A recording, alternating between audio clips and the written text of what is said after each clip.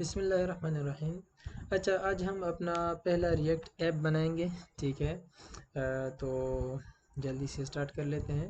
सबसे पहले जहाँ पर आपने ऐप क्रिएट करना है, ठीक है, आपने उस फोल्डर में जाना है। ठीक है, वहाँ पर आपने CMD ओपन कर देना है। ठीक है, या तो यहाँ से डायरेक्टली करें या आप CMD को ओपन करें और फिर CD करें और इस लोकेशन पर जाए जहाँ पर आपने इंस्टॉल करना है। ठीक है, यहाँ पर आपने लिखना है क्रिएट रिएक्ट ऐप और फिर अपने ऐप का नाम लिखना है। ठीक है, तो मैं कहता हूँ माय ऐप। ठीक है, जो आपकी मर्ज़ी, जो आप लिखो। ठीक है, इधर आपने अपने ऐप का नाम लिखना है। ठीक है, सबसे पहले आपने ये लिखना है।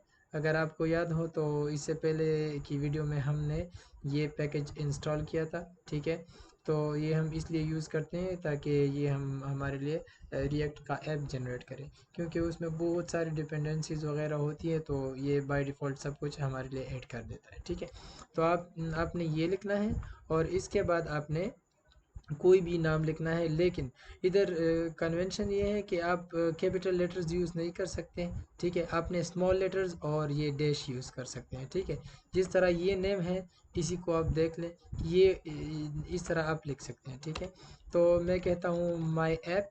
ठीक है, और आपने एंटर कर देना है, तो आपका जो है ना ऐप जो है ना जनरेट होना स्टार्ट हो जाएगा। ठीक है, ये बहुत ज़्यादा टाइम ले सकता है। ठीक है, अगर आपकी इंटरनेट स्पीड अच्छी है और लैपटॉप का भी प्रोसेसर अच्छा है तो ये जल्दी होगा, नहीं तो ये जो है ना 15 से 20 मिनट ले सकता है क्रिएट करने में। ठीक है, अगर जिसके पास इंटरनेट कनेक्शन अच्छी हो तो 1 मिनट में या 2 मिनट में हो सकता है। ठीक है, तो अभी के लिए मैं इसको जो है ना कैंसिल कर देता हूँ, क्योंकि मेरा कनेक्शन बहुत ही ज़्यादा स्लो है। मैंने ऑलरेडी एक क्रिएट किया है। ठीक है, तो इसको मैं कैंसिल करूँगा और उधर हम काम करेंगे। ठीक है, अच्छा, नेक्स्ट ये जब क्रिएट हो जाएगा, ये जब क्रिएट हो जाएगा तो उसके बाद हम ऐप को रन कैसा करेंगे।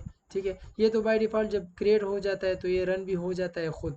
ठीक है, लेकिन अगर नहीं भी होता तो कोई मसला नहीं है। मैं अभी आपको दिखा देता हूँ कि आपने एक प्रोजेक्ट को रन कैसे करना है। ठीक है, इससे तो आपका प्रोजेक्ट जो है ना क्रिएट हो जाएगा। ठीक है, तो चलिए हम इसको स्टॉप कर लेते हैं, इसको कैंसिल कर दिया। ठीक है, और इसको भी क्लोज़ कर देते हैं।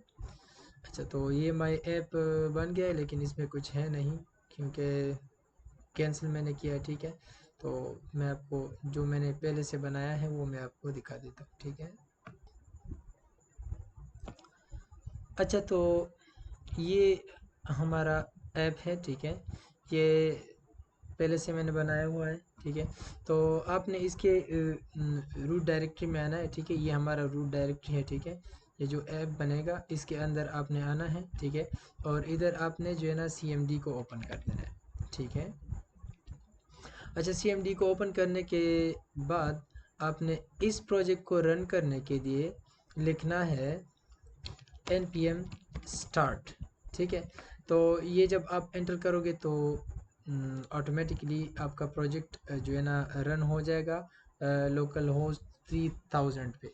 ठीक है, अच्छा, अगर जिन बंदों का 3000 पे रन नहीं होता तो वो दो काम कर सकते हैं, मैं अभी आपको दिखा देता हूँ। इसको रन कर देते हैं।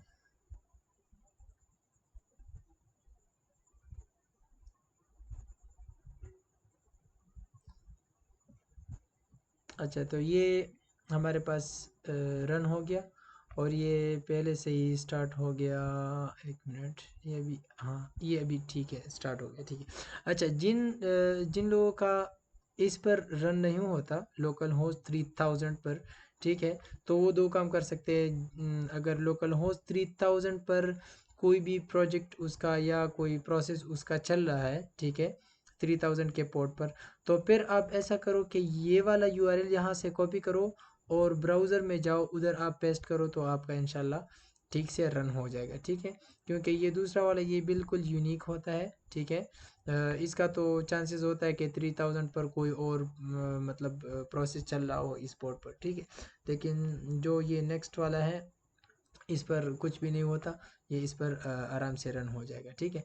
अच्छा, नेक्स्ट हमने ये करना है कि जो हमारे सोर्स फोल्डर में फाइल्स वगैरह हैं वो सारी सब कुछ आपने डिलीट कर देना है, ठीक है। चलिए हम इस प्रोजेक्ट को VS कोड में ओपन कर लेते हैं। ओपन इन कोड, ये दो क्यों ओपन हो गए, हमने तो एक बार प्रेस किया।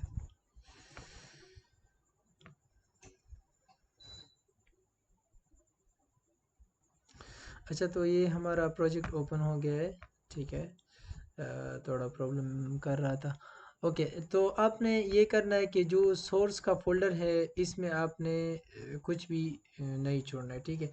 जितना भी इसमें फाइल्स हैं वो सब आपने डिलीट कर देना है, ठीक है। इस सोर्स के फाइल में हम अपना कोड वगैरह डालेंगे, ठीक है। जो नोड मॉड्यूल्स का फाइल है इसमें जो डिपेंडेंसीज है वो सारे इसमें ऐड है, ठीक है। मतलब ये बेबल हो गया और रिएक्ट हो गया, रिएक्ट डोम हो गया, और इसके अलावा बहुत सारे हैं, ठीक है। पता नहीं, तकरीबन 1700-1800 हैं। इनके साथ हमारा कोई लेना देना नहीं है, ठीक है। बस इसमें से जो चीज़ें हम यूज़ करेंगे वो हम प्रोजेक्ट में यूज़ करेंगे अपना, ठीक है। अच्छा, नेक्स्ट पब्लिक डायरेक्टरी है। इसमें जो है ना, पब्लिक डायरेक्टरी में हम वो चीज़ें रखेंगे जो चीज़ें स्टैटिक होंगी, ठीक है।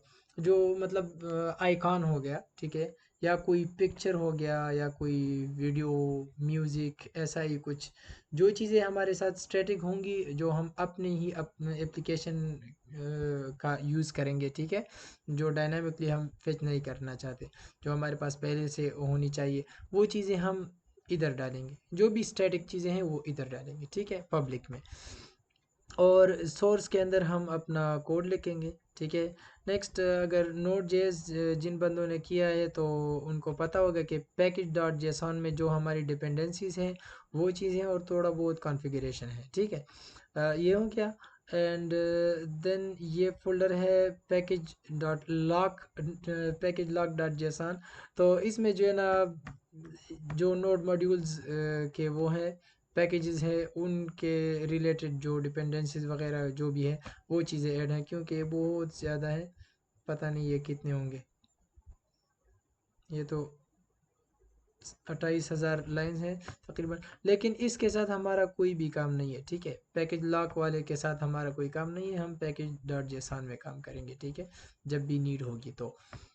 अच्छा, और ये गेट इग्नोर, ये जो है ना हमारे पास जो गेट है, वर्जन कंट्रोल सिस्टम जो है, ये उसके साथ रिलेटेड है, तो ये भी अभी हम यूज़ नहीं करेंगे। हमारा काम सोर्स के साथ है। अच्छा, सबसे पहले आपने सोर्स के फोल्डर को खाली कर देना है, सब कुछ चीज़ें डिलीट कर देनी है, ठीक है। और फिर इसके अंदर आपने एक न्यू फाइल बनाना है index.js के नाम से, ठीक है। सबसे पहले हम क्या करेंगे, इधर हम करेंगे import react and react DOM, ठीक है। इन दोनों को हम import करेंगे। एंड नेक्स्ट हम क्या करेंगे, एक create a react component, ठीक है। हम एक कंपोनेंट बनाएंगे। एंड देन हम इधर जो है ना,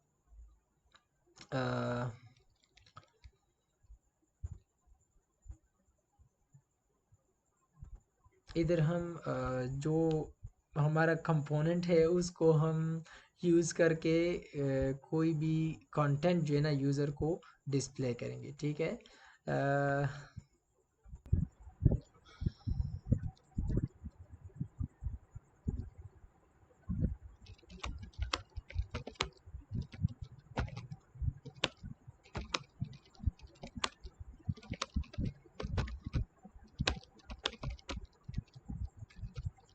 अच्छा, तो मैंने इसके लिए कमेंट्स पहले से लिख दिए, ठीक है। तो सबसे पहले हम इंपोर्ट करेंगे इंपोर्ट रिएक्ट फ्रॉम रिएक्ट, ठीक है। ये ऑटो कंप्लीट हो रहा है खुद, चलो जो भी है। एंड देन इंपोर्ट रिएक्ट डोम, ठीक है। रिएक्ट डोम में ये स्पेलिंग का आपने ख्याल रखना है, ठीक है। फ्रॉम रिएक्ट डोम, ठीक है। तो ये हमारा इंपोर्ट का काम ख़त्म हो गया। अच्छा, अब कंपोनेंट की तरफ आते हैं कि कंपोनेंट है क्या चीज़। ठीक है, कंपोनेंट का मेनली दो पर्पस हैं। ठीक है, पहला पर्पस ये है कि कंपोनेंट में हम यूज़र के लिए या तो कोई इंटरफेस बनाएंगे, ठीक है, और या तो कोई कंटेंट उसको डिस्प्ले करेंगे। मतलब ये कि उसे कुछ ना कुछ डिस्प्ले करने के लिए हम उसमें डालेंगे। ठीक है, कंपोनेंट में पहला काम ये है। और दूसरा काम कंपोनेंट का ये है कि वो जो यूज़र इंटरेक्ट करेगा उस कंपोनेंट के साथ, ठीक है, तो उसकी इंटरेक्शन का फीडबैक हमें देगा। मतलब हमने कोई कंपोनेंट बनाया, ठीक है, कोई बटन हमने बनाया, तो एक बटन हमारे पास कंपोनेंट है, ठीक है, तो जब यूज़र बटन को क्लिक करेगा तो वो कंपोनेंट वो फेच करेगा कि मतलब यूज़र ने क्लिक किया। ठीक है, तो वो फीडबैक हमें देगा कि भाई यूज़र ने क्लिक किया है बटन पर। ठीक है, तो ये जो है ना कंपोनेंट का मेन दो काम है। ठीक है, इसके अलावा इसका कुछ ख़ास काम नहीं है। ठीक है, क्योंकि ये रिएक्ट हम यूज़र इंटरफेस के लिए ही यूज़ करते हैं, तो इंटरफेस में सिर्फ दो चीज़ें होती हैं। ठीक है, एक यूज़र को कोई चीज़ दिखाना होता है और दूसरा यूज़र जो इंटरेक्ट करेगा उस चीज़ के साथ, उसको जो है ना फेच करके उसका नेक्स्ट एक्शन हमने लेना है। ठीक है, अच्छा, तो कंपोनेंट हमारे पास अब दो टाइप की होती है। ठीक है, एक होता है फंक्शनल बेस कंपोनेंट और एक होता है क्लास बेस कंपोनेंट। ठीक है, दोनों में से डिफरेंस फिर बाद में देखेंगे। ठीक है, अभी के लिए हम फंक्शन बेस कंपोनेंट बनाएंगे और कोई भी चीज़ हम स्क्रीन पर डिस्प्ले करेंगे। ठीक है, अच्छा, तो फंक्शन बेस कंपोनेंट के लिए हम लिखेंगे const app equals to function. ठीक है, और हम लिखते हैं जी रिटर्न ए div एंड कुछ भी हम इधर लिख देते हैं, माई फर्स्ट रिएक्ट ऐप। ठीक है, अच्छा, तो ये हमारे पास एक कंपोनेंट है। ठीक है, अच्छा, ये है कंपोनेंट का नाम। ठीक है, और ये इसकी जो है ना बॉडी है। ठीक है, मतलब यहाँ से यहाँ तक बॉडी है। ठीक है, सिर्फ वो एक लाइन नहीं है, यहाँ से यहाँ तक ये बॉडी है। और ये जो है ना ये इंडिकेट करता है कि ये कंपोनेंट जो है ना एक फंक्शन बेस्ड कंपोनेंट है। ठीक है, कंपोनेंट का जो है ना इधर पैरामीटर्स भी हो सकते हैं, वो बाद में हम यूज़ करेंगे साथ साथ। ठीक है, और समझेंगे भी कि कैसे हो सकता है। ठीक है, इधर पास कैसे करेंगे और जब इसको यूज़ करेंगे कंपोनेंट में तो उधर हम आर्ग्यूमेंट्स किस तरह इसको देंगे। ठीक है, अच्छा, तो ये हो गया हमारा एक फंक्शन बेस्ड कंपोनेंट। लेकिन यहाँ पर क्योंकि हम रिएक्ट में JSX यूज़ करते हैं, तो आपको बहुत ज़्यादा जगहों में एरो फंक्शन देखने को मिलेगा इस तरह। ठीक है, तो यहाँ ज़्यादातर यही यूज़ होते हैं। ठीक है, बस यहाँ पर आप आर्ग्यूमेंट्स पैरामीटर्स इधर पास कर सकते हैं। ठीक है, अच्छा, तो ये कंपोनेंट क्या करेगा, ये जस्ट जो है ना इस div को डिस्प्ले करेगा। ठीक है, मतलब इसे हम जब भी यूज़ करेंगे तो ये सिर्फ ये चीज़ डिस्प्ले करेगा। ठीक है, अच्छा, अब हम इस कंपोनेंट को यूज़ कैसे करेंगे, तो इसके लिए हमारे पास रिएक्ट डॉट कहाँ गया जी, minute, react DOM dot render. अच्छा, तो ये हमारे पास एक मेथड है रेंडर का। ठीक है, और इधर हम अपने कंपोनेंट का नाम लिखेंगे। ठीक है, हमने ऐसा लिखना है ऐप। ठीक है, और फिर हमने लिखना है डॉक्यूमेंट डॉट क्वेरी सेलेक्टर, और इधर हमने लिखना है जी रूट। अब आप कहोगे कि भाई रूट कहाँ से आ गया इसमें। ठीक है, तो कोई बात नहीं है, हम समझा देंगे। अच्छा, हमने इस कंपोनेंट को जो कि ऐप के नाम से है, ठीक है, हमने इस कंपोनेंट को रेंडर करना है इस डिव के अंदर, अब ये डिव आपको पता नहीं है, ये अब मैं आपको दिखा देता हूँ। ये पहले से हमारे साथ मौजूद है, ठीक है। अगर आप पब्लिक डायरेक्टरी में आ जाएं और इधर आप आ जाए index.html में, तो बेसिकली जब हमारे पास इधर कुछ रेंडर के लिए नहीं होता, तो सबसे पहले हमारे पास जो है ना ये वाला फाइल रन होता है। और इस फाइल में हमारे पास अगर आप देखो तो ये एक डिव है जिसकी आईडी है रूट, ठीक है। तो ये रेंडर होता है, ठीक है। अगर आप इसमें कुछ लिखोगे तो बाकी उसमें कुछ भी नहीं होगा, और आप रिएक्ट ऐप को रन करोगे तो इसमें जो भी आपने लिखा होगा वही चीज़ आपको डिस्प्ले हो जाएगा, ठीक है। लेकिन इस तरह हम करते नहीं हैं, ये बेसिकली ऐसा ही होता है, ठीक है। ये डिव बिल्कुल खाली होता है और इसकी आईडी हम रूट रख देते हैं, ठीक है। और यहाँ से हम इसको एक्सेस करते हैं और उसके अंदर हम अपने कंपोनेंट्स को रेंडर करते हैं, ठीक है। अच्छा, तो ये हमारे पास कंप्लीट हो चुका है। चलिए इसको अब रन करके देखते हैं कि ये कैसे दिखता है, ठीक है। अच्छा, तो अब हम इधर आते हैं और CMD पर जाते हैं, ठीक है। और इधर मैं लिखता हूँ npm start, ठीक है। तो जो ही हम npm स्टार्ट करेंगे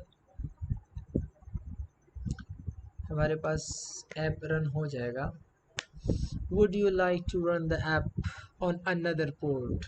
अब जो मैंने पहले बताया ना कि अगर किसी का इस पोर्ट पर रन हो रहा है तो आप या तो इधर लिखते हो कि यस, ठीक है। तो ये अब 3001 पर या 2 पर किसी पर भी जो है ना रन हो जाएगा।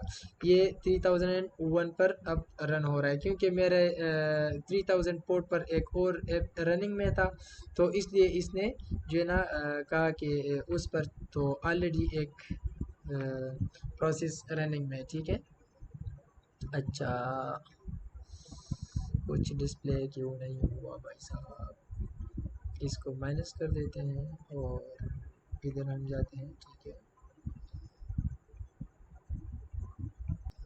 अच्छा, ये इधर एक प्रॉब्लम है, यहाँ पर हमने एक हैश का साइन लगाना है जो कि मैं भूल गया था, ठीक है। इसको दोबारा से सेव कर लेते हैं।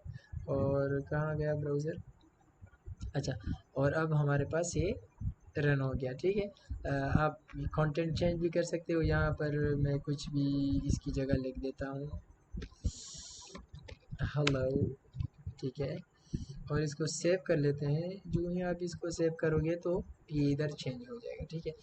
बहुत फास्ट है रिएक्ट, और रियली इसका नाम भी बहुत ज़बरदस्त है, रिएक्ट, ठीक है। मतलब आप एक्ट करोगे और ये रिएक्ट करेगा, ठीक है। अच्छा, तो ये थी हमारी सबसे पहले ऐप, ठीक है। इंशाल्लाह हम आगे देखेंगे, प्रोजेक्ट्स बनाएंगे इसमें, ठीक है। और अगर इसमें कोई प्रॉब्लम है, किसी को किसी भी चीज़ का समझ नहीं आया तो कमेंट डाउन बिलो ठीक है। और मिलते हैं इंशाल्लाह, तब तक के लिए अल्लाह हाफ़िज़।